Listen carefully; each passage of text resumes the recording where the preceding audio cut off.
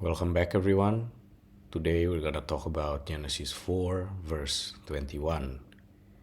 And his brother's name was Jubal. He was the father of all who play the harp and flute. This verse introduces Jubal, brother of Jabal, marking the birth of music and musical instruments in human civilization.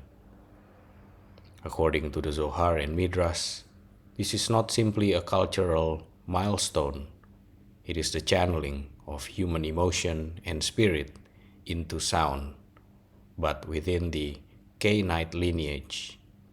This creative gift becomes a double-edged sword. Music emerges here not as a tool for holiness, but as a force for both beauty and manipulation. The first phrase we have, his brother's name was Jubal, flowing sound. Jubal comes from the root yaval, meaning to flow, bring forth, lead. He represents the flow of sound, the shepherd of music. In the Zohar's mystical framework, music is a spiritual river able to lead the soul toward the Shekinah or away into illusion. Jubal opened the gate of the ear, yet into it flowed both light and shadow. In the holy realm, music uplifts and connects man to God, as in King David's Psalms. But here, in the Canaanite line, music is detached from divine service, becoming entertainment, seduction, and emotional intoxication. The Midrash Rabbah teaches that Jubal used his music for idolatry, idolatrous feasts, and revelry. Instead of hymns to the Creator, he played for pleasure, drunkenness, and lust, making music a servant of the senses rather than the spirit. The next phrase we have, he was the father of all who play, the archetype of musical influence. Being the father means Jubal established the foundations of musical tradition. Every musician after him inherits the power to move hearts, whether toward holiness or corruption. Music is a universal language. Its vibrations bypass the intellect and strike directly at the soul. The lyre can awaken the soul or lull it into forgetfulness. The Zohar warns that Jubal's legacy is the misuse of sound as sorcery, binding emotions to keep people within the Canaanite worldview. The last phrase we have, and the harp and flute, string and breath. The harp represents the strings of the soul, vibrations tied to the heart and emotional body. The flute represents breath, the life force flowing through man.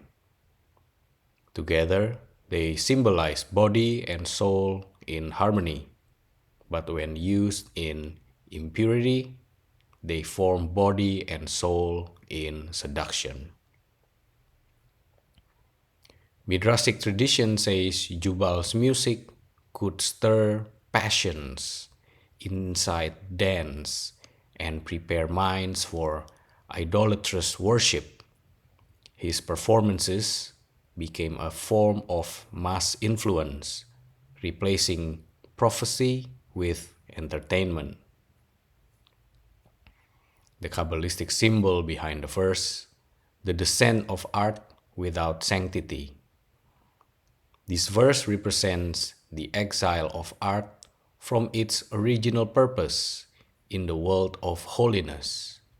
Music is a garment for divine light, expressing the harmony of the Sephirot in the Canaanite world.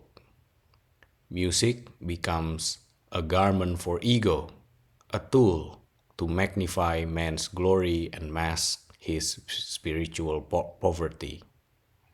He played the song of man, but not the song of God.